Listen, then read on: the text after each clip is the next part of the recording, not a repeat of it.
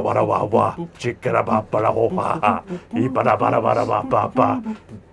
So I told them that we were actually doing sound check. We're actually starting the podcast. Oh, let's start again then. Hang on. Alright, hello and welcome back to another Original Voice podcast. We are with the better half of Correct. Polygon Factually correct. Rain. Generous for you to say. Yeah, Thank you. very, very factually correct. I didn't get told to say that, I promise.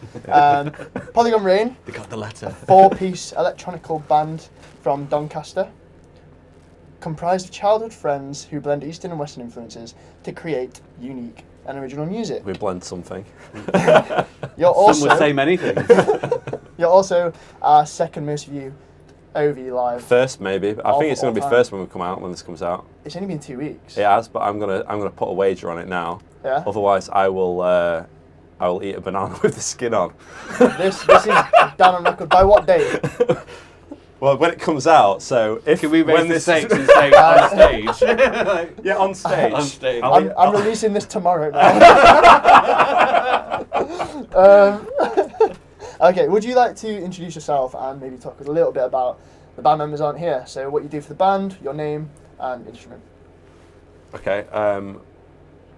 I'm James. Took some thought. I sing, play guitar, a bit of keys, songwrite. We are Polygon Rain. So we sort of together have always sort of been in music together, but starting when we were probably 15, 16 through school. And then we've always had a thing, kind of a yin-yang approach of songwriting, I think. So Nice. where I do one bit, or I've got he's more beneficial at the other part. I think that's why we've gelled well. And then sort of 4 years ago, maybe, we started as just like a project through, I think like a lot of things through It was a COVID. recording project, wasn't it, really? Yeah, so it was just like, let's get together and we just get together, write a song in a night and then just push it out, using GarageBand or whatever it was, to then fully recording an album, which was Light Waves. Which we did together, and we did all the mixing, everything basically, all ourselves, all the recording, which we're pretty proud of. And then we kind of just reached out and wanted to grow the band as an actual live piece, which is what we started doing sort of late last year, which is where Simon and Patch come into play, which is our drummer and bass player. And my name's Al. And this is Al. So yeah, over to you. Yeah. As the yang of the yin. Play keys mainly. Theremin now. A lot of the old recordings, like the eastern side of things coming through, so I did all the sitar work, and Udu drums was one of my favourite, which is, I play the Latin percussion version, which is like a flat pot with a hole in the middle and a big funnel, so lots of phallic jokes come out of that. Like that. Yeah, you enjoy it. Yeah, cool. Yeah. Well, we're going to talk a little bit more about the band later, but if you're not feeling comfortable already, we were going to do a quick this or that to make you settle into the podcast a little bit. Wonderful. I feel like you've already settled down, but Yeah. we roll. This is just to get to know you a little bit. So first one, nice and easy, tea or coffee? Oh, it's going to be quick. Oh, great. Quick Tea. fire, this or that? Tea. Earl Grey. So tea. But not all tea. Or Yorkshire tea. Yorkshire tea. Yorkshire And tea that's or like Earl a Grey. cliche though, isn't it, Yorkshire tea? I'm No. sure Jordan's mum would love to know what your favourite teas are. Yeah, I would definitely say Yorkshire tea actually, but personally, I like a bit of a zest, and Earl Grey touches my soul in a way that some of the other teas just fall short. Okay. Yeah, I'm simpleton. It's Yeah. like the cliche thing, Yorkshire tea, isn't it? It's Yorkshire tea. But I know I've got some people down south, and I think there's Essex tea now. Oh. Yeah, it's like branded the same, but it's Yeah. disgusting. Ah, So amazing. yeah, Yorkshire tea. But it reflects the place quite well. That's insult you. You was from Essex. I'm so sorry. So sorry. Festival main stage or intimate gig? Intimate gig.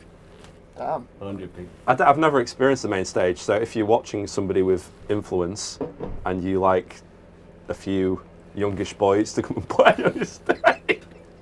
I would say, like, reflecting on my answer, there's magic in both. Obviously, like, there's a big buzz for big stage stuff, but if you really want to convey something to an audience or like set up an environment, your best chance of doing so is a small intimate gig, and then you've got a real passage of communication there with what's happening. I've just realised I've got a heater still on in this room, so if you're hearing that, I'm very sorry. I'm going to go turn it off now. It's a gas heater, so if we all fall asleep while filming,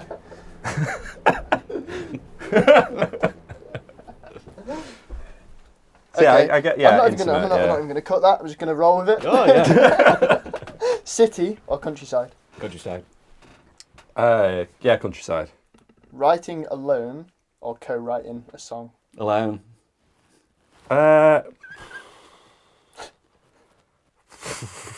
Both. Yeah, Because it's we hard. write well together. Yeah, so I think alone yeah, probably alone. I think Yeah. it's always a personal thing writing, but then it's like bringing the unfinished product to add like sparkles on. Yeah. Yeah. Yeah. So I mean, we do both. My answer's kind of longevity. I've written with a lot of people, so the co-writing thing, you've got to be able to work with the person that you're working with, and we work well together. So for me, it's either co-writing or writing alone.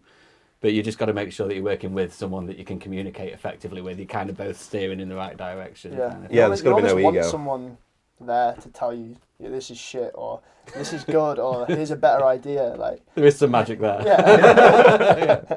Vinyl or streaming? vinyl, yeah. We're looking at that now anyway, aren't we? Yes, we are. With Yeah, light waves. true. It came out a long time ago, but we've always had we've had the cover design done for how Yeah. many? About 2 years. So you're gonna print a vinyl? Yeah, we're going to do like a limited run of the first album Nice. at some point. Yeah. Um, Attach some- some demos on there that won't be online. So that's the plan. We'll buy one. We actually, behind me, shout out to Rona Mack. She did this, and we also have a vinyl somewhere in this room. Oh, it's there. There you go. And you can't see it from where you're sat. no. I see some Shore deodorant. Yeah, some Shore deodorant and a some pop noodles. Noodle. And they're good gifts too. But they are all hand printed and very cool. So something along those lines. Oh, very I feel nice. like could- Yeah, we really like the DIY approach because we're looking at like doing cassettes and things, but Oh, it's that'd it's kind of a niche in it. Yeah. Got to weigh up Yeah. the My what people first car want. had a cassette player. His I car still had- does. My God, Yeah. What car have you got? It's a Mercedes CLK 320, so you know the Nice. convertible ones. Yes. Have you got a Yeah. cassette to aux?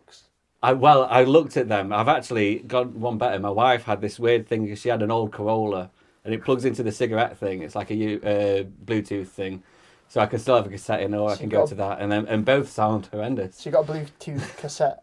Cassette. Lyrics first or melody first? Melody Both. for me.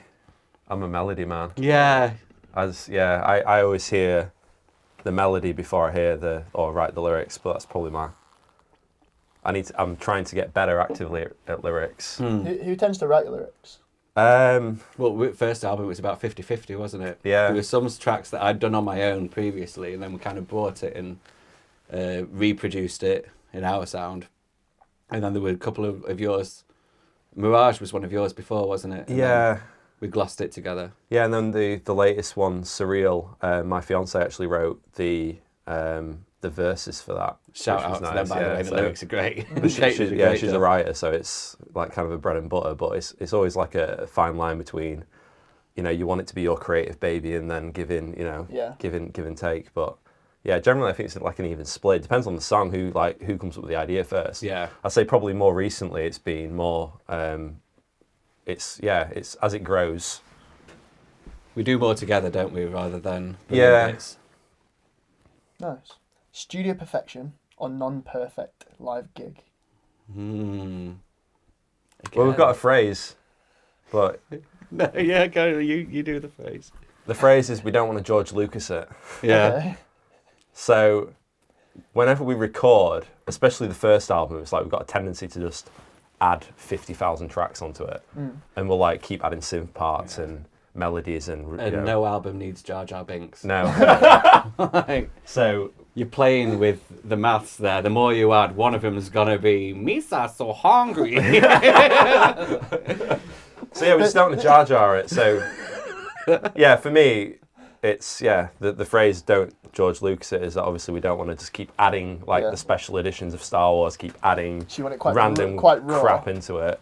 So Yeah, there's like a fine line between it being too raw and we kind of like the well-produced sound. Obviously, we want to be well-produced, but at the same time, we don't want to be overproduced and anything that's there has got to have a reason for being there, Yeah. really, and that's the philosophy of it. Yeah. Like, if you can put that part alone and identify what it's doing in the mix, then fine, it can stay. If you Yeah. put it on alone and you're like, what's that? Gone. So, is there such thing as studio perfection? It's a good question. Thanks. No. There is to your inner self, and I think I probably experienced that a lot, and it's probably what, you know, Al's helped me with, I would say, from my own writing and doing the first album, is that I've got a tendency that I'm not happy listening to, and it probably speak to a lot of people, that they listen to themselves singing, for example, like, I hate that, I don't want to listen to it, or, you know, you don't think the song's good enough to release, or you don't think it sounds good enough, but if you don't ever get it out, it's just never going to exist, so it's better. I feel with music as well, you need that gap to truly, like, you'll probably come back to songs that you wrote 5 years ago and think, damn, this was sick. Yeah. Because once you're producing, like, same with video, I guess, like, if you're working on something non-stop and you're listening to the music and things like that, you get not bored of it, but you get, like, accustomed to it. Yeah. So you're just like, okay, damn, just get it out there now. And then 5 years later, you're like, oh, this was actually sick. Yeah. There's like, I've had like happy moments where I'll listen to a song and I'll be like, that is, you know, I really like that. Or I'll create something, I'll be like, I think this is good. But then I'll produce it, record it, listen to it 1,000 times, and I just hate it. I just don't want to listen to it anymore. On the other side of it, though, there's also the happy accident thing, where, like, you sit down to do what you had in your mind, and then, like, we've had it a few times where, like, with the guitar, where there's, like, over fuzz and stuff like that, and usually you'd pull back the noise and stuff like that, but then it plays with another part in the track, and you're like, actually, we've changed it now, it's that. Yeah, or adding a drum beat over a beat. We'd like added a beat to a beat and changed the song from Calange, like... was it not? Heaven as well. Yeah. So the song Heaven originally, it's still on Spotify actually, I won't say where, but it's still on Spotify, the original, and it's like a... it was Al's own song to start with, and it was like a really stripped back sort of... Well, you're best I only describing had a 16-track recorder, so I didn't have a computer at the time. I was like, I'm caveman me, basically. Old school. Yeah. So I did an EP over lockdown when everything had closed down. It's when I started getting into sitar because I wanted to. I've been playing guitar in bands for ages. I wanted a break. So I had a 16-track, a drum machine, a synthesizer, and a sitar and a vocal mic, and it was all like bones because that 16-track you'd record on it, and the only way to get anything off it is burn it onto a CD. Yeah. So I had to export just a mix where I'd panned it and leveled it, but then nothing else on it, and that was the mix. Then someone had to master that, and it was like, it's raw. How old are you both, if you don't mind me asking? 33. 33. You forgot. Are you 30? You're 34. I'm 34 34 now, yeah, I'm 34. 34. Yeah. Oh man. And I feel like you're quite old school for, like, you're still young. Like,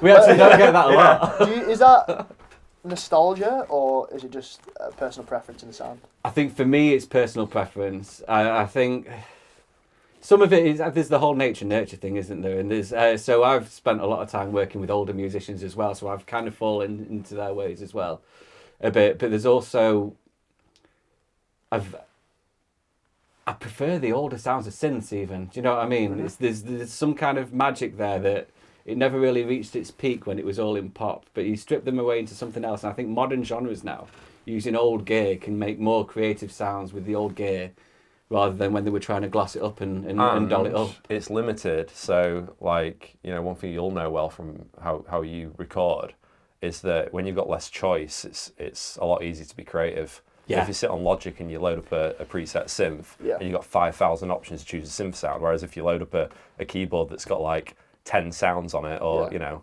to be fair, the one you use got a lot more than that, but, you know, literally you hit the button synth and that's the sound of the synth. It's a lot easier to be, I'd say, creative on it. Yeah, then you focus on your playing and your part, and then, Okay. Would you rather tour non-stop or just focus on recording?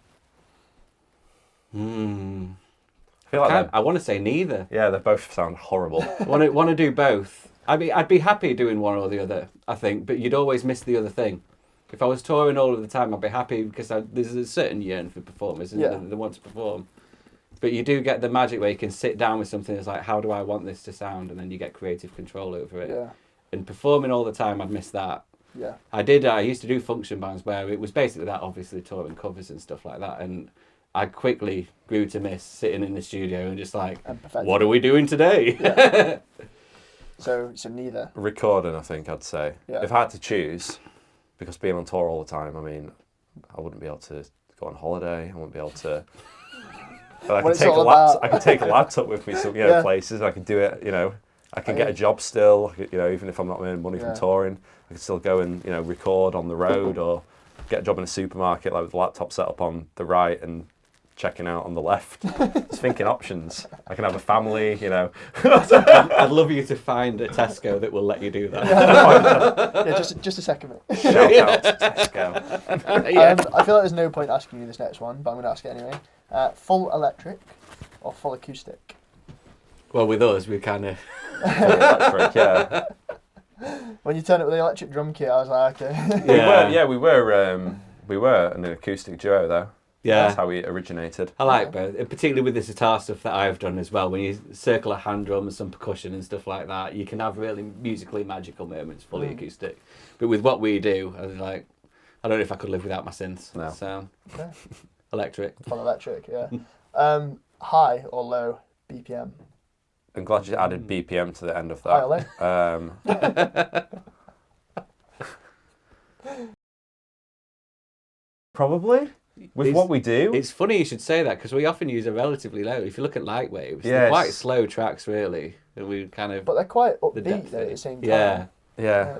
It's like what we were saying with Heaven earlier. It started off with like quite a slow beat, but we just added a drum track over the top and like double sped and it if you heard the difference it was a drum machine. It was like Alesis SR16 I think it was. So we had actually the drums were 2 drum machines because they came from my original EP. I had a Korg Volca beat, which is one where you like kind of design the beat on itself and stuff like that. You play it in. There's loads of filters and stuff like that. And because it was the 16 track, what you basically had to do was plug it in, set it to record, and then without any kind of knowledge of what the track's got to be, play an entire track of drums. And then, so that's what I did. So the whole drum track would go down. I'd make a couple of beats, switch between them, play with the filters a little bit. It's like, what's next? I'll get a synth out, like think of some chords to put over the top, then play an entire track of just chords, and just build it up that way. It was really fun though, because like I sit down and write songs as well, but doing it that way, like because you don't know what you're gonna get. Yeah. It's a surprise at the end even for you. Is a lot of your music experimental? Just kind of like stuff was. Yeah. Not a lot of it. I think it's mainly the stuff that I've done actually with the synth and sitar. So anything that people are actually going to hear, then Okay. But in your own time, you're just like, oh, fuck this. Well, before this, I fronted a band, so COVID kind of ended that because the work stopped coming in, kind of thing.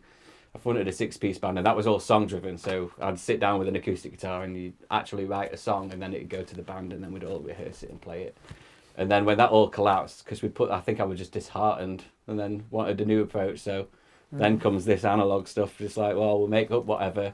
And I get a call from James when the world starts opening up. It was like, let's do something together. I was like, well, I've done all this. Let's do that.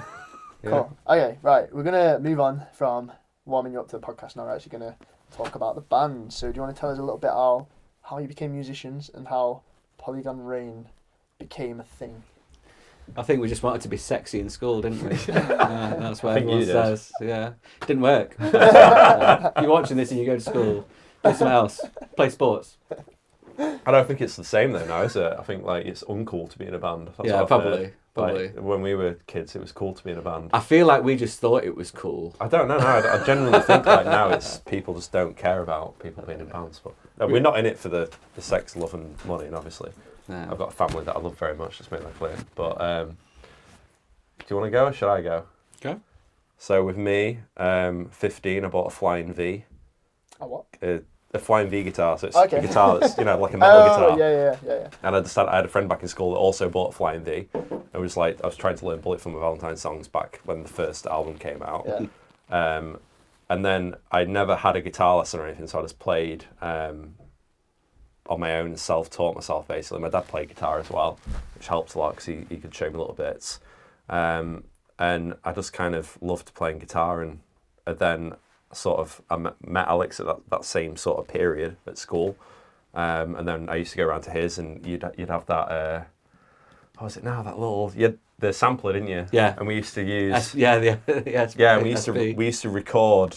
like make songs but using Audacity, like the really early version of Audacity, and just record. We had like a crap mic. It was like a USB shit mic. That would just record horrendous songs on. Nice. And like, we get together and it was just Tapping a drum beat on the sample. Yeah, it's just the thing that we always did together. Yeah. So it's kind of like got roots from when we were kids. And yeah, and then I started, we're doing acoustic, we both started playing acoustically and playing in Doncaster, like doing open mics and that sort of thing.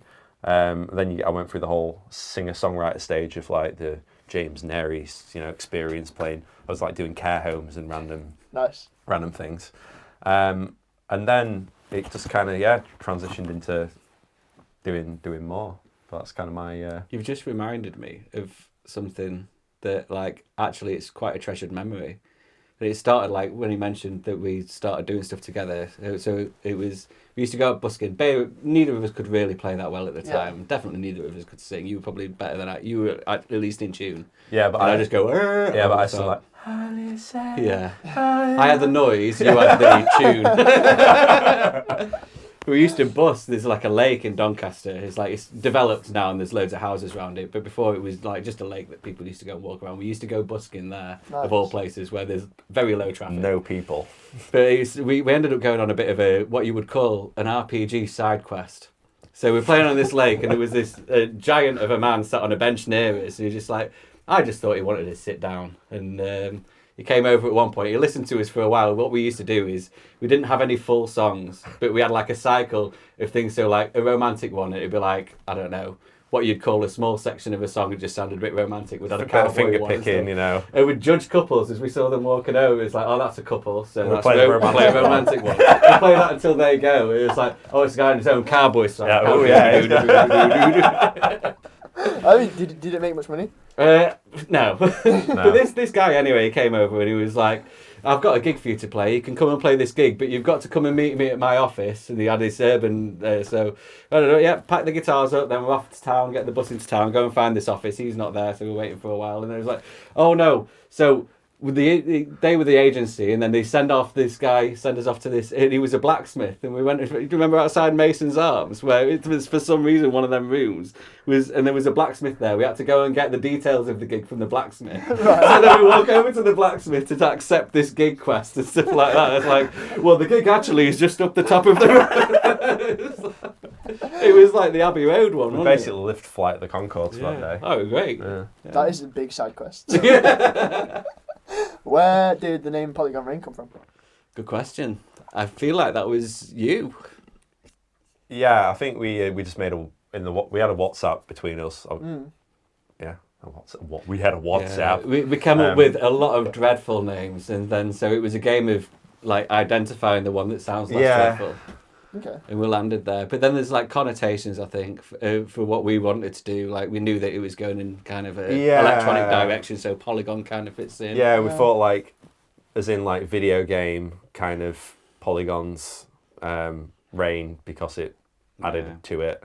Sounds like there's a load of depth to it, but there's probably not that much. I feel like you reference games and films and stuff like that quite a lot when you talk. And I think you did a couple of impressions during your live session as well. Is that? We are nerds, yeah. No, we're not. We're super cool people. Has that inspired your music at all? Yeah, well, if you look at that instrumental we did on Light Waves as well, there's one. Is that the idea of that actually we were gonna like.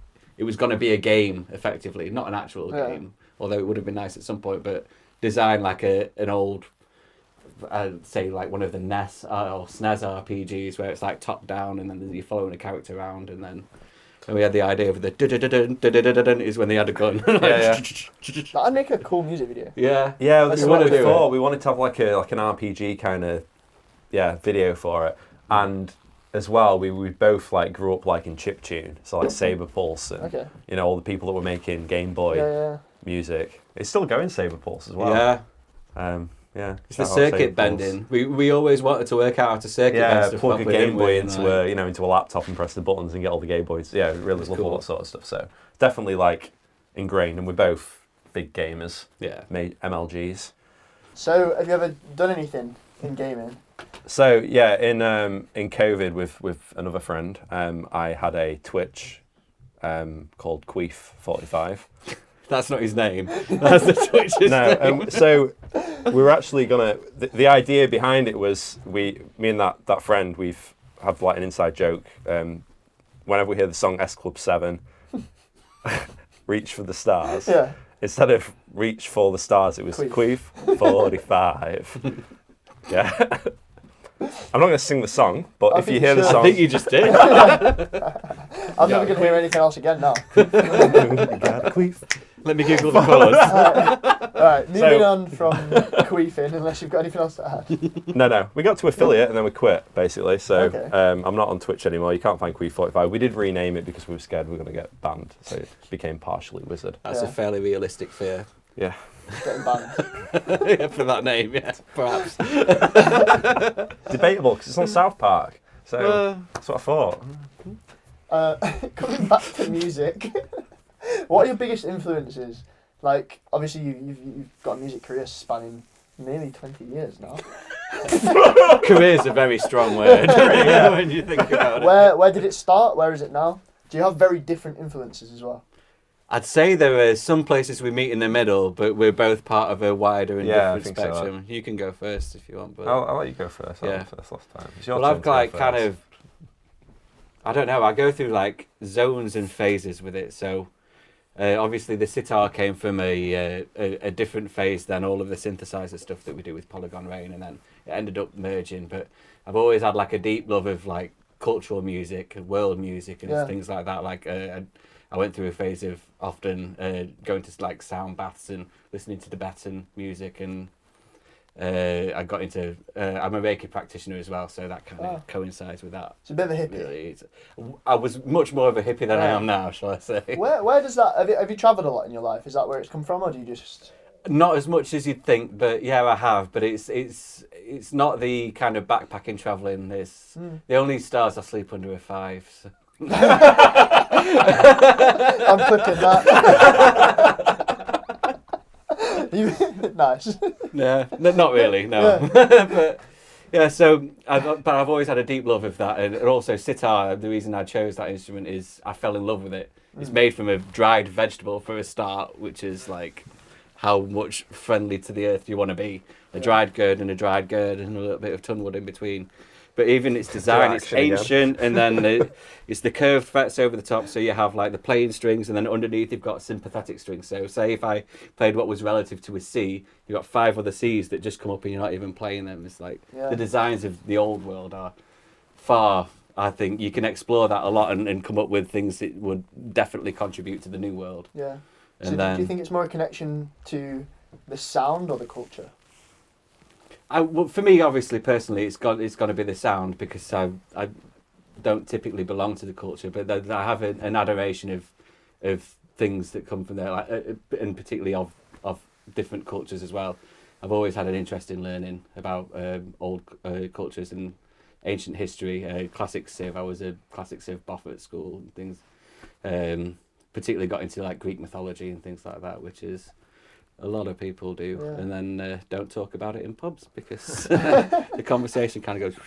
It's interesting that I just asked for your inspirations and you've gone fully for just like the world instead of like specific musicians. A lot of people are just like, like, oh, Bob Dylan or this. Well, I have that in writing as well. So I've worked with a lot of musicians that they'll listen to something that they like and they're like, oh, I want to sound like this.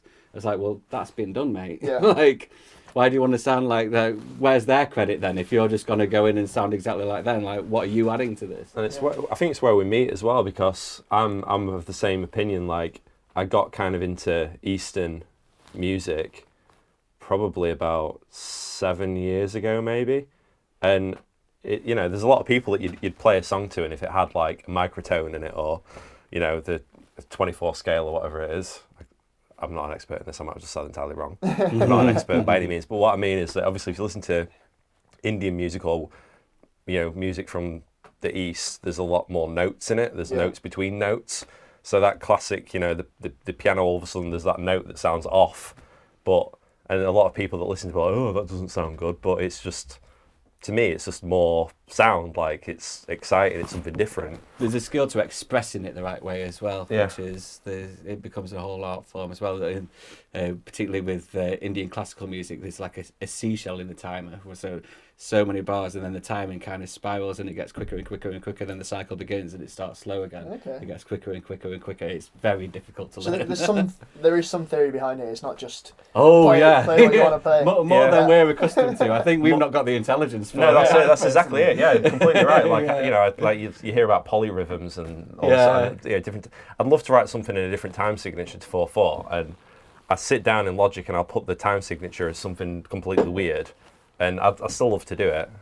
It's probably going to be easier now with Simon, to be fair, but yeah, I just love the kind of the wacky stuff and the creation of it more than anything. And then so that's like one of the, and then we both liked hard rock in school, so going swiftly in the complete opposite direction.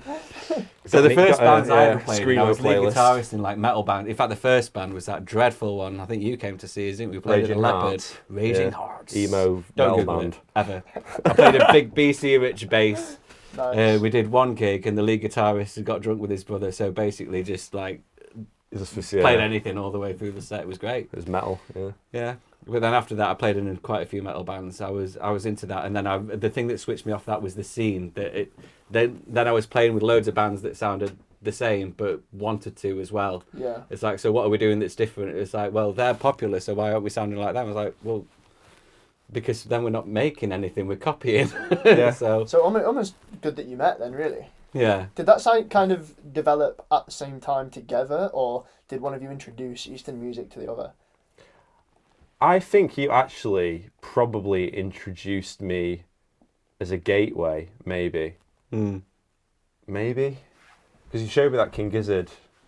You got me into King Giz. Yeah. So you showed me that KXP of the microtonal stuff that they were doing. Yeah. But, yeah, I don't... Maybe? Yeah. Yeah, maybe through that. Maybe that sort of was my gateway drug to, like, different sounding things, so potentially. Okay. Yeah, thinking back. Yeah, Back in with the the day. sitar with our stuff as well. I think that was, although because we had some years apart after obviously the acoustic stuff, didn't we? And then we all both went off and did our own different things. And then we came back with Polygon Rain. I think with the sitar stuff that I did on my own, that's what kind of you wanted to play about with that a little bit, didn't you? And that's when it's just different. That's when the idea for the first album came, Light Waves, and then we sat down and thought, well, let's do it properly. So when these ideas come to you, how do you pitch it to the band? Or the band kind of fully in with it as well? I think they are, to be honest. Yeah, with me personally, I just love melodies, and I love, like, I feel like I can hear a lot of melody in things, and I can, I feel like one of my strengths is probably I can hear a piece of music and I can think of something catchy to a melody to go over it.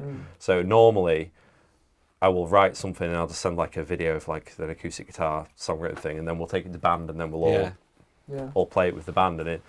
And what's really good about, there's not really any egos, I would say. It's with any band, there's always a bit of like, I don't think we should do that, or I think we should do that. But generally speaking, we're all pretty much on the same page. And we can have a laugh. We can put something in. We play songs about dicks and farts, and there's some things. Bananas. There's some, bananas. There's some things that should never be released. Yeah. But that's what we do. It's the fun of it. Yeah. Patch and Lenny are a godsend as well, because they'll come and they're always looking at what they can contribute. There's like there's never a point that we'll introduce something and they say, no, I don't want to do that. It's like, well, what can I do with this? And then they're fully on board. Yeah, and Patch and Lenny are great at what they do. Patch is amazing as well, because shout out to Patch. We'll play a song, and there was one time we're playing it, and I tried to do something different with the last chorus. So I sang it like an octave higher, because I thought, it's going to be more impactful if I raise the octave of how I'm singing it.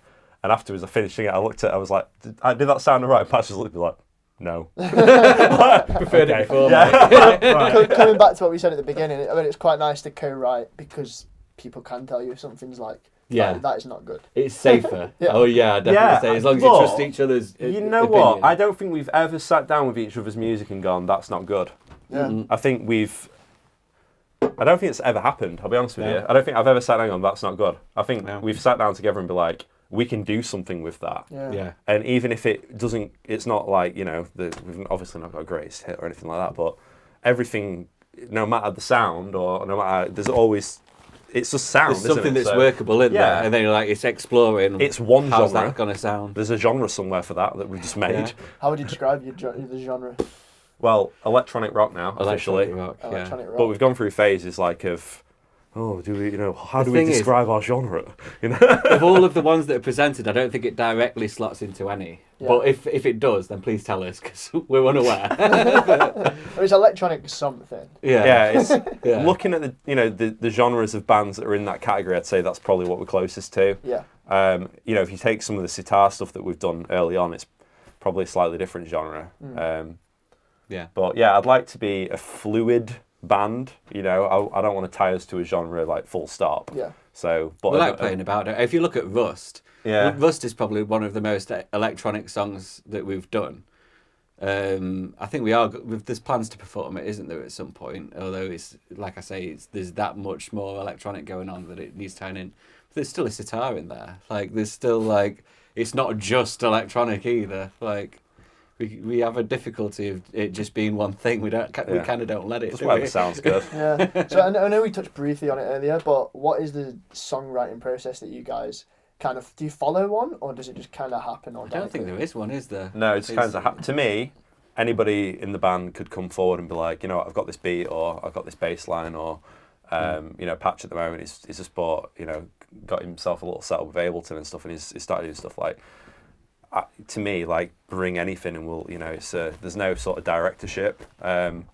I just sit and I'll play acoustic guitar, or I'll play a little riff, and then I'll sing, and I'll get a melody in my head, and on my phone I've got I just use videos now. I just I just have recordings of me playing guitar parts or singing, or and I've got like 200 videos of just random parts or choruses or verses or.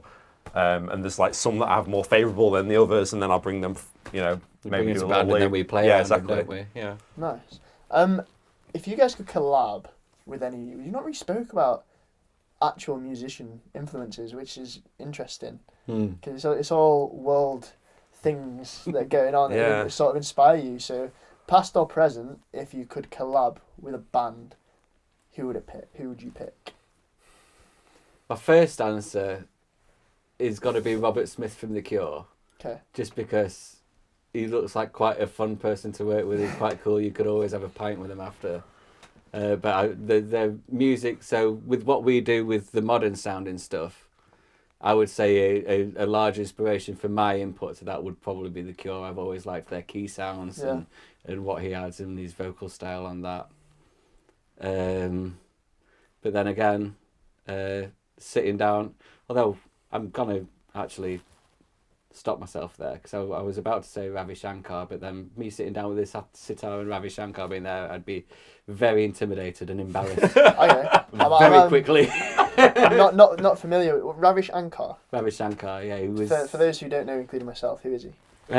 He was basically, I would view him as one of the chief people that brought the sitar to the West. He used to play Glastonbury, Woodstock. Okay. He taught George Harrison to play. Yeah, he was sitar. George Harrison's tutor. Yeah. His daughter, Anushka Shankar, still plays. Yeah. She's great as well. And then there's like a European and Western twist on a lot of her work, which is nice. But so he was a sitar maestro, and he made a lot of.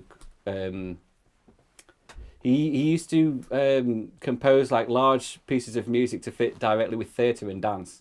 Okay. So while he was playing Woodstock and things, it would be him and his trio. There would be like a tambura player and a tabla player, and it'd be them. But then a lot of the things that they did on a cultural level, they would be like a pantomime around it of dance and things, and then there'd be. And he'd sort of play to the pantomime. Yeah. Or and the music was for that. Yeah, and it was that's really cool. wonderful. Yeah. How about yourself? I was just thinking all that time of who, and I honestly don't know. No one you'd want to share the stage with, even if it's just for fun or like to make incredible music with. Phantom Planet. Okay. Why yeah, not? that'd be fun. Phantom Planet. Who are Phantom Planet? You hear the song California, Here We Come? Yes. California? Yeah, that's Phantom Planet. Oh, But okay. What they've got, did they do any other big songs? no, but it's just a very talented songwriter, and I'd say that there was like... We've heard all the songs, aren't they? Yeah, But none they've of them got seem good to albums. break through. Devastate is a good album. Yeah. Really good album. But they're like... they were like... You could consider them, I guess, if from the outside, the one-hit wonder they had California, but if you actually listen to discography, it's quite. Every other song they've done's better. Yeah, the Untitled album. It's like that with every every band, right? Like we've got Mr. Brightside album, well, the Killers album down there, and Mr. Brightside to me is one of their worst songs. And I think a lot of bands just have, if it sounds quite poppy and it's catchy and the lyrics are easy to follow, then it's going to be their biggest song. Yeah. Whereas true fans, follow. Did you see the video of them comes to playing marketability, that for doesn't the really early days? Yes. Yeah, that's mad. And just everyone's sounds, just like... Yeah, and it sounds terrible. And it sounds awful, yeah. Yeah. But it's Mr. Brightside. It's like the first time, 2002, I think it was. Yeah. And it's just off. Yeah. And now that you need to show me that later. Yeah, I will do. Okay, right. Do you feel warmed up to the podcast now? I feel quite cold up to the podcast right now. Yeah, I mean, you need to warm me up more. To put that heat up. Well, this next section, I feel like we've got to know you as a band now, but this is gonna touch you on a deeper level. This is called Chat Shit with ChatGPT. Amazing. It's my favourite section. Jordan came up with the name because before podcast I asked ChatGPT to write me a bunch of completely random questions. Okay. And we're just going to dive right in. The first question is, if sound had a texture, what would your music feel like to touch? Ribbed. I disagree. I think like marbly. Marbly? Yeah, like smooth. Dense but smooth. Dense but smooth? Yeah. Not ribbed for pleasure. But like also, yeah, dense but smooth, I'd say. Ribbed for pleasure or dense but smooth? I don't control what your brain does. And nor would I ever want to. What about a mixture of both? Ribbed marble. Ribbed for pleasure and dense and firm. That intimidates me a little bit, personally. Yeah, dense and firm and ribbed for pleasure. There we go. That could be a song. That's a tagline anyway, isn't it? Yeah, dense and firm and ribbed for pleasure. I think you should change your Spotify description. Dense and firm. In honour of this, ribbed perhaps for we will. Like, yeah, dense and firm but ribbed for pleasure. What's your latest release? When this comes out, it'll be Surreal. Yeah. Okay. So, plug. 14th of March, isn't it? Hold this. Okay. Let's plug it in the next answer. Okay. If aliens picked up your latest track on the radio waves, what would they think you were trying to say? They'd say, nice marimbas. This guy clearly pays a lot of attention to the marimbas. And that's because when we first started writing, and it goes actually, this, you could go reflect back to the inspiration talk. There's a psychedelic furs song that's got the dun dun dun dun dun dun marimba sound, but that's actually a done on a marimba. I listened to that before we went to band practice, and then it was when you were doing Surreal, I was like, just put marimbas I'm putting marimbas in it. And now when we play, there was a big conversation with it for a while. And then I just sit there like... Yes. Do you think aliens would enjoy it? I mean, it depends on what they listen to, I don't usually. It depends on the alien. Yeah. Like, if we're talking E.T., are we talking If they love like... Skindred, probably not. Well, hang on, there's definitions of alien. Isn't there? What would you define? Well, you've got like your E.T., which is, and then you've got your... Are we into the Greys conversation? Was alien. it Greys and Palladians? What was that one who was like a bit of a pisshead? Went on the road trip. It was like Fred or something. Fred. Paul. Paul, yeah. Paul. I have not seen that movie. So are we talking like real aliens? Like, we don't know, are they just like the microbiotic kind, or... Microbiotic, is that a word? I created it. I've got a real good thing about making words up that don't exist. The microbiotic aliens. Yeah. That'll turn out to be a word. That's another song title, right? Microbiotic aliens. Yeah, and it's played for the microbiotic aliens. It could be like a Sam Fender song, couldn't it? Yeah, so like hypersonic missiles, Probably best that microbiotic it's aliens. If your instruments had personalities, which would be the troublemaker? Please stop. For personality. Which would be the troublemaker. Yeah. Well, it was your keys, but it's been fixed now, so it can't be your keys anymore. No. I feel like, do you mean in playing style? Or if they're all like people, if they had arms and legs Yes, Yeah. like Who's got the naughtiest instrument? naughtiest. Simon. Lenny's kit. Lenny. Yeah, Lenny's kit. Yeah. Just it falls apart. Because it's an E kit. You pick it up and goes, no, I don't want to. Is that a troublemaker though? It's like the opposite. I don't know, if you try and move it and it all falls apart, it's like, it's like saying, Yeah. You know, I'm not going to be Yeah, I'm not played. doing this. Yeah, I'm not doing that. Yeah. So the yeah, drums. shout out to Lenny's falling apart drum kit. Yeah. But it only falls apart because it's We touch it. I It doesn't yeah, do it I when he don't does know. it. Yeah. Yeah. Maybe that's like a little superpower that he's got. Where it's just Falling like, apart don't touch my drum shit. Yeah. we when we played the Leopard in Doncaster, we had it set up before we put it on stage, and he like put it out, set up. We went to get a burger, and we came back and it was just fucking on the floor in bits. Like it just decided, no, I'm just gonna. I still think someone had us with that. Yeah. Someone just took it apart and left. But then to put it all back together, because it's all like arms and bendy bits and everything, and then you've got to like adjust everything to like it's E-drums. He drums. E-drums. E-drums. Electronic drums. He drums. He drums. He also drums. He's drum. He's drum. Would you Very rather drum. live in a world where each song plays at double speed or half speed? Half, because the faster tempo songs then that we all enjoy would be a headache, basically, I would have thought. But then you could just play slow music but double speed, and it could be. We do it a lot, so. I didn't think about that. Fun thing actually, when I edit the OV live sessions, just to make sure everything goes smoothly and there's no sort of corruption in the files or anything like that, I play it through it double speed. It's phenomenal. Honestly, I've never enjoyed music so much Really? than playing music at double speed. Well, perhaps I'm going to Yeah. change my answer. There is Everything is just There's some just songs bobbing along. that sound better at double speed as well. Yeah. Actually, I can't name one, but I do remember. Sonic. Gracias por summer sunlight. Is that meant to be in Spanish? Yeah. This is a meme that I've been plaguing him with for a while. That is just, I think it happened by accident. It's a cover of the song Sunny. Yeah. So, you know, Sunny. Yeah. There's a Spanish cover version where it just like at one of the parts in the song, it sounds like he's saying Sonic. And so some absolute genius has gone on Instagram then and collated all of like the videos they've found of just terrible Sonic outfits. Like people dressed but up like as people Sonic. dressed up in really ugly outfits of Sonic, like dancing and stuff like that, and then it's just that. But then they put the subtitles on and it's Sonny. So I've sent him about 400 of them in his personal chat. I think you've enjoyed the experience. That haven't and you? the EastEnders. Oh yeah, EastEnders songs, great. Yeah. Have you seen the like AI covers of famous songs like the one that pops in your head is like Homer Simpson doing Dear Maria. I think And I have it's heard that one. Phenomenal. Yeah, actually, he matches like the tone of the song really well, and then Marge comes in and just ruins everything. Like Marge does not need to be doing that song. No place in it. If your band had to perform in an alternate dimension where one law of physics was missing, which one would make the gig the most interesting? Probably gravity. So you said interesting, not good. Interesting, not good. Just Gravity. everything's I mean, I guess the band can stay. Oh no, it would be the opposite. I don't want to float. I want to be crushed.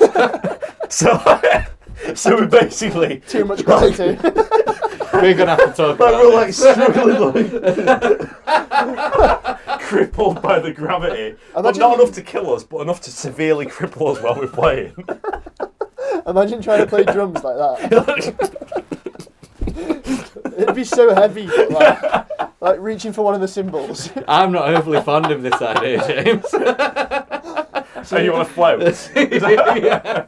Maybe you guys are affected by heavy. Maybe we are. Yeah. End of sentence.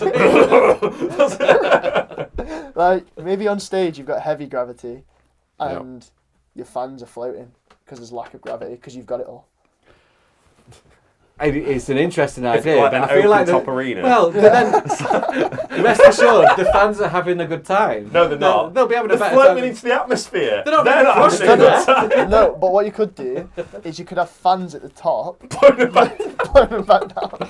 I feel like that is a setup for something horrible happening. Would... No, I'm not going there. Go on. Physics. So would the heavier people Die. be on the floor still while everyone else was in the air? It depends on the severity of the gravitational shift. I mean, if Surely. there's no gravity, surely it Then doesn't. it would be equal if there's no gravity. Oh yeah, but if you've got a higher mass, you'll be no gravity at all. Yeah. I feel like I can't comprehend it. Which is probably also a good thing. How fast would you like? Everything would just. Well, now we're going to find out in this next round. If your music could physically manifest into a living creature, what would it look like? Oh, And what can I would it be? demonstrate it? Yes. So I think it'd be like.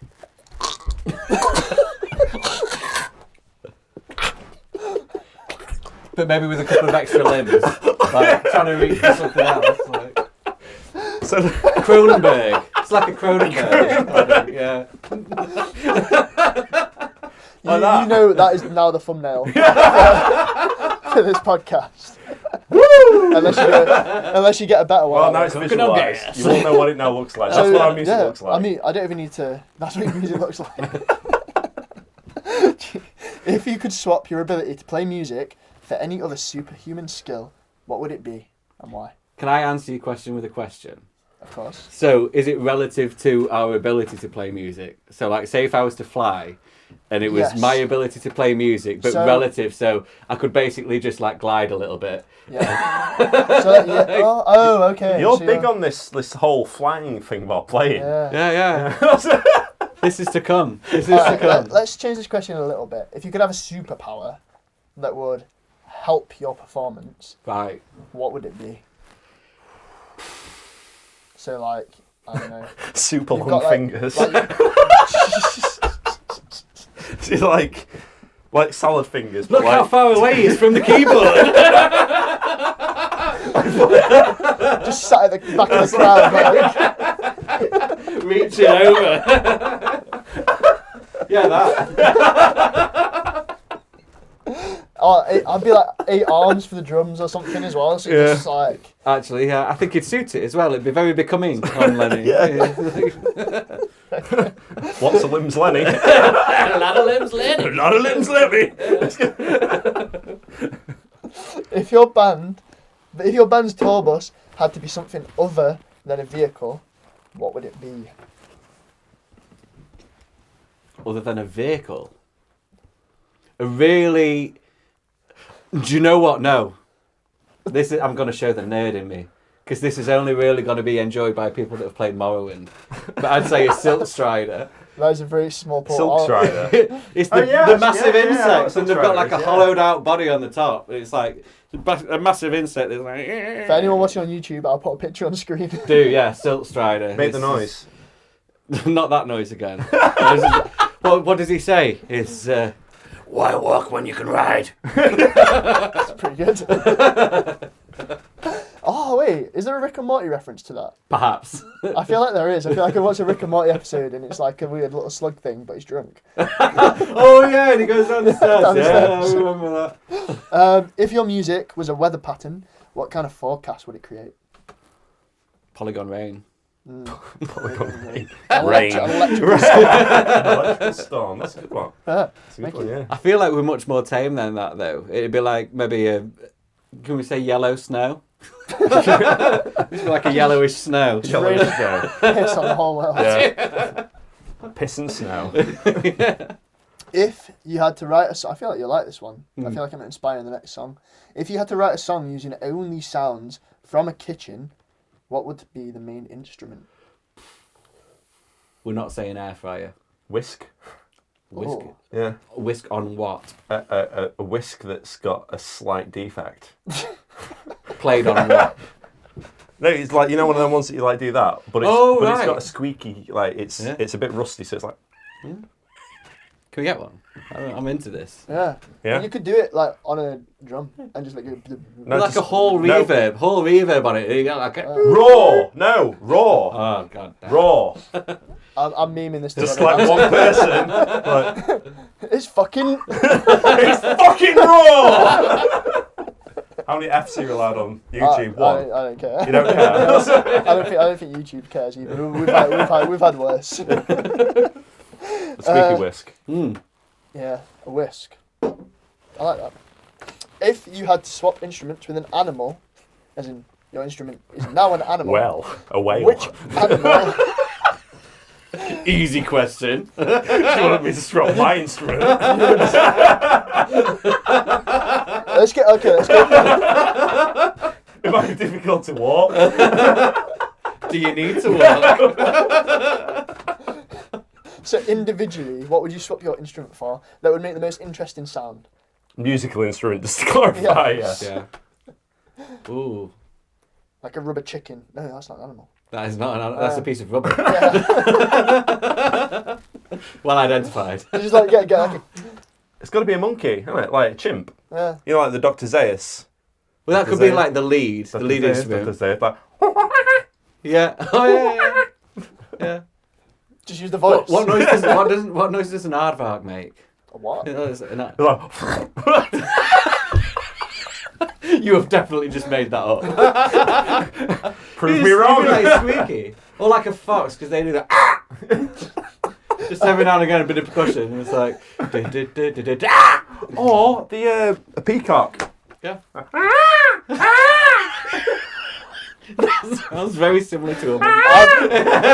I'm going to sample all this. I'm going to make a song. Can we make a kit like of it? That would be good. Well, you've got an NPC, haven't you? Yeah. Because I'll just put them all, send them all, sample yeah? it all. And then just go, We'll do an OV track. It's Simon's kit. They're the only sounds he's allowed. Yeah, on his Yeah, band. if you give us permission to use your voice as like, we'll put you as like in the track. So you like ask a question, then it'll like we'll put a beat on it and. Yeah. What animal? What? What animal? I bet we've got other people in the studio, and I bet they're like, "What is going on in there?" If your songs could physically change the world, what's the first thing you'd try to alter? Oh, that's a serious Men question. in summer that don't wear a shirt, just like put a shirt on them. Oh, it's a serious one. Yeah, shirtless men. in What are you summer, that's a proving, good one. mate? Like, They put a listen shirt to on. it and they're like, "Oh, damn." Yeah. Oh! I'm making everyone uncomfortable. Any serious answer? I think that's good. Turning vests into t-shirts. I wear vests. Yeah, I know, but it should be a t-shirt, shouldn't it? I'll resent you. My own joke has played back on me. I've saved this question. This is actually, we've got through these very fast compared to normal. I've saved this one last because of your attachments to video games, and I feel like this is going to be the deepest answer. If your band was transported into a video game, what would be the main quest, and who would be the final boss? You've got a mind for this kind of thing. This is also the most you've debated any question that I've asked. Yeah, I was like, this is serious. Yeah. This is serious. So Video if we were games? in a video game, Yep. what would it be? Or What would be the main quest? main quest of And the who would be the final boss? main quest? Who would be the protagonist? I think you'd be the protagonist. I mean, all I can think right now is going to Lumbridge and killing some cows for XP.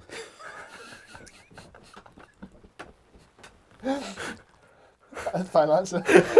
No! Anything but that. There's goblins as well at Lumbridge. But that's not the main quest, that's grinding. Oh, we can get goblin mail. What, is in post? Level- or retire? Get some willow trees. Yeah. You know. This is all grinding, mate. That's It not is. the main quest. I know, but I see. That'd be very, very half-baked RPG. Yeah, but questing is all grinding, isn't it? Really? It depends A how to many. B. It depends if you play Quests. MMOs. Yeah, it's a hard one. Yeah. Who would be the final boss? Simon Cowell. Yeah. Yeah. So we just want to be a boy band. You know, we want to meet him and Yeah. Actually, Yeah. you want to meet Sam Carr? No. we want to meet Simon Cowell. You We wanna fight him? we want to become a boy band. You want We to do, fight? yeah, him? actually. Because we've been practicing it. Bye bye. Yeah. Basically, we just want to become a boy band. Forget the electronic rock and. So Simon Cowell actually watches this podcast. Do you want to send him a message, and we'll send it out to him. Right, mate. I will get on my knees.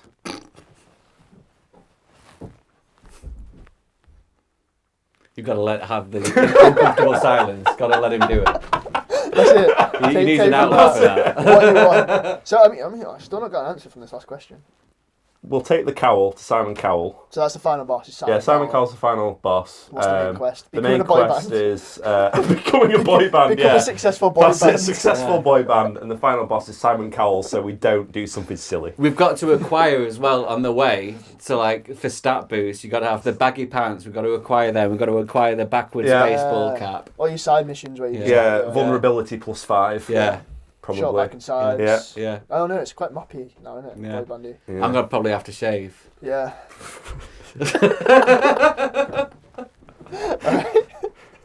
That got interesting quick. Yeah. We got through that very quick. Dance off. Dance off. I mean, to end, is there anything that you'd like to ask myself, or I can answer for Jordan, or just original voices? Favourite colour. Purple. Favourite album. Oh, shit.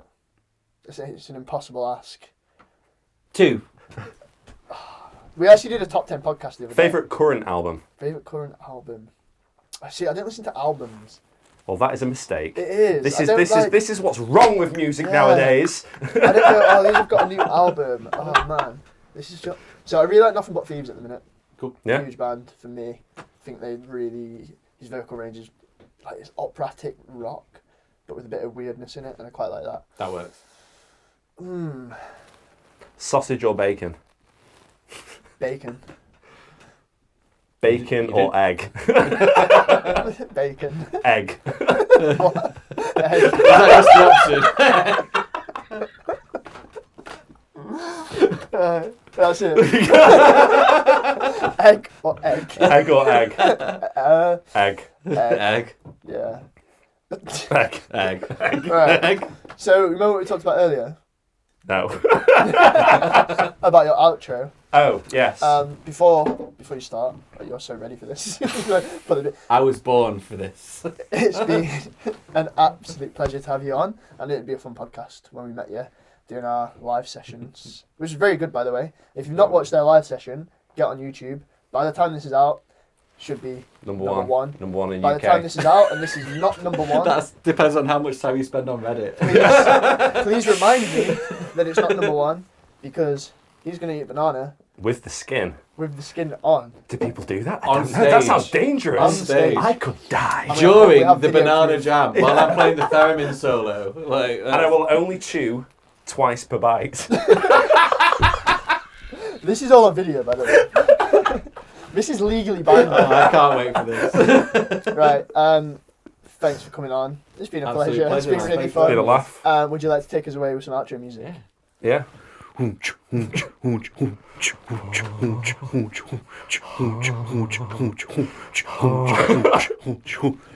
were dancing, but you wanna be my girl. I said, don't you stop. I'm gonna touch your swirl. My hair is black and my soul is blue. You wanna touch me before I leave it to be pool. You go.